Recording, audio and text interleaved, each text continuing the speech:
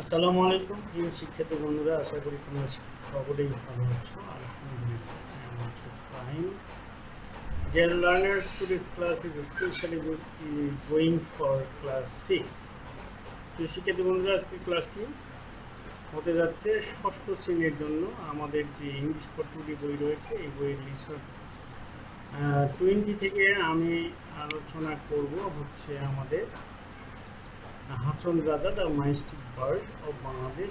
এই অধ্যায় থেকে আমরা কিছু ওয়ার্ড মিনিং, সিনোনিম এবং অ্যান্টোনিম জেনে নেব, যা আমাদের বার্ষিক পরীক্ষায় কাজে লাগতে পারে।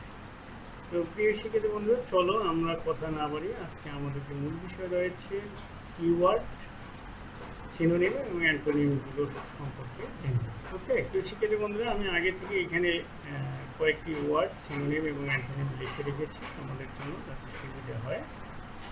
তো আমরা যে বিষয়টি নিয়ে কথা বলতে যাচ্ছি সেটি হচ্ছে আমাদের যে হচ্ছে listen 20 Hason Raja the মাইস্টিক bird of Bangladesh. বাংলাদেশের মরমী বা চারণ কবি হচ্ছেন হাসন রাজা। প্রিয় শিক্ষার্থী বন্ধুরা, প্রথমে আমাদের রয়েছে ওয়ার্ড মিনিং, সিনোনিম এবং অ্যান্টোনিম। প্রথমে আমি লিখেছি মাইস্টিক বা মিস্টিক বার্ড, যার অর্থ হচ্ছে মরমী বা সাধক। এর সিনোনিম হচ্ছে ম্যাজিক্যাল বা স্পিরিচুয়াল, আর এর অ্যান্টোনিম হচ্ছে প্লেন বা ক্লিয়ার। এরপরে যে শব্দটি রয়েছে সেটি হচ্ছে আমাদের বার্ড। বার্ড, BIRD, বার্ড মানে হচ্ছে, যদি তোমরা লক্ষ্য করো যে BIRD, এই বার্ড মানে হচ্ছে আমাদের পাখি। কিন্তু এখানে আমাদের শব্দটি রয়েছে BARD, বার্ড। এই বার্ড মানে হচ্ছে আমাদের চারণ কবি। এর সিনোনিম রয়েছে পোয়েট বা কম্পোজার। এর অ্যান্টোনিম আমি খুঁজে পাইনি, তোমরা দেখে নিতে পারো, বুঝতে পারো। এরপরে রয়েছে আমাদের স্ট্রিপ। স্ট্রিপ শব্দটির অর্থ হচ্ছে আমাদের প্রচেষ্টা বা চেষ্টা। এর সিনোনিম রয়েছে আমাদের সিক বা অ্যাটেম্প। এর অ্যান্টোনিম রয়েছে ড্রপ বা গিভ আপ। এরপরে রয়েছে আমাদের সিক মানে হচ্ছে খোঁজ করা বা অনুসন্ধান করা। এর দেখো সিনোনিম আমরা এখানে দিয়েছি এক্সট্রিম, আর অ্যান্টোনিম দিয়েছি ড্রপ বা গিভ আপ, বাদ দেওয়া। এরপরে রয়েছে আমাদের মেডিটেশন। মেডিটেশন শব্দটির অর্থ হচ্ছে আমাদের ধ্যান। এর সিনোনিম রয়েছে আমাদের কন্টেম্পলেশন বা থট, চিন্তা করা। এর অ্যান্টোনিম আমাদের রয়েছে ডিসরিগার্ড। এরপরে আমাদের রয়েছে বিয়ন্ড শব্দটির অর্থ হচ্ছে সীমার বাইরে বা বাইরে চলে যাওয়া। এর আমাদের সিনোনিম রয়েছে আউটসাইড, অবশ্যই তোমরা বুঝতে পারতেছো। এর অ্যান্টোনিম হচ্ছে আমাদের ইনসাইড। এরপরে রয়েছে আমাদের কমফোর্ট। কমফোর্ট শব্দটির অর্থ হচ্ছে আরাম, আয়েশ। এর যদি আমরা সিনোনিম লিখি লাক্সারি লিখতে পারবো, অথবা চেয়ার লিখতে পারবো, চেয়ার। এর আমরা বিপরীত শব্দ বা অ্যান্টোনিম ব্যবহার করেছি ডিসকমফোর্ট। এরপর রয়েছে আমাদের কন্টেইন। কন্টেইন শব্দটির অর্থ ধারণ করা। এর সিনোনিম যদি আমরা লিখি ইনক্লুড বা কম্প্রাইজ। এর বিপরীত শব্দ বা অ্যান্টোনিম রয়েছে আমাদের লস।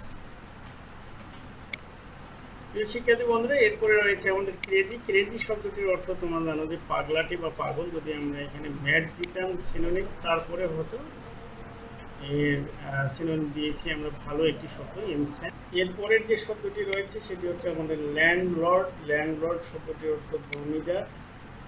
এর সিনোনিম যদি আমরা দিই, এটি আমরা দিতে পারবো ল্যান্ড ওনার। এরপরে হচ্ছে আমরা টিনেন্ট শব্দটি, অর্থাৎ ভূমিহীন বা তাঁবুতে যারা থাকে তাদেরকে আমরা এই বিপরীত শব্দ হিসেবে ব্যবহার করতে পারি। এরপরে আমাদের শব্দটি রয়েছে লাক্সারি। লাক্সারি শব্দের অর্থ বিলাসিতা। এর সিনোনিম আমরা দিতে পারবো অ্যাফ্লুয়েন্স বা স্প্লেন্ডর। অ্যাফ্লুয়েন্স বা স্প্লেন্ডর, যে কোনো একটা দিতে পারবো। এর বিপরীত শব্দ হিসেবে আমরা ব্যবহার করতে পারি নেসেসারি।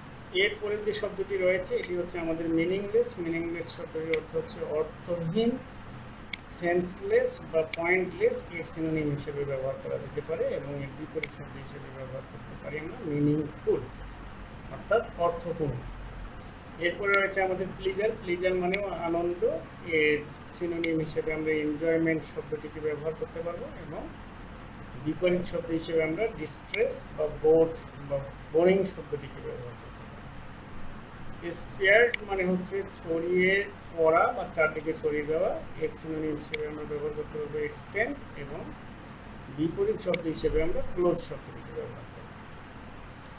এরপরে রয়েছে আমাদের পজিশন। পজিশন অর্থ আমাদের সম্পত্তি বা আমাদের পজিশন বা আমাদের স্ট্যাটাস, এই বিষয়গুলোর মধ্যে আছে, কিন্তু এখানে পজিশন মানে সম্পত্তি, যার সিনোনিম হিসেবে ব্যবহার করা হয়েছে প্রপার্টি, এবং অ্যান্টোনিম হিসেবে ব্যবহার করা হয়েছে নো পজিশন। এরপরে আমাদের রয়েছে রিনাউন্ড। রিনাউন্ড শব্দটির অর্থ হচ্ছে বিখ্যাত বা সুপরিচিত যে ব্যক্তিগুলো রয়েছে, এদেরকে আমরা রিনাউন্ড বলে থাকি। এর সিনোনিম হিসেবে আমরা ব্যবহার করেছি ফেমাস বা ওয়েল নন পারসন, এবং আমরা এর অ্যান্টোনিম বা বিপরীত শব্দ হিসেবে ব্যবহার করা হয়েছে আননোন। তো প্রিয় শিক্ষার্থী বন্ধুরা, এইভাবেই তোমরা শিখতে থাকো সিনোনিম, অ্যান্টোনিম এবং ওয়ার্ড মিনিং। পর্যায়ক্রমে আমরা লেসন ভিত্তিক দিতেই থাকবো, তোমরা দেখতে থাকবে। ভালো লাগলে অবশ্যই লাইক কমেন্ট শেয়ার করবে, ভালো না লাগলেও একটা ডিসলাইক দিয়ে যাবে, আর যদি আরও ভিডিও পেতে চাও তাহলে কমেন্ট করে জানিয়ে দিতে হবে।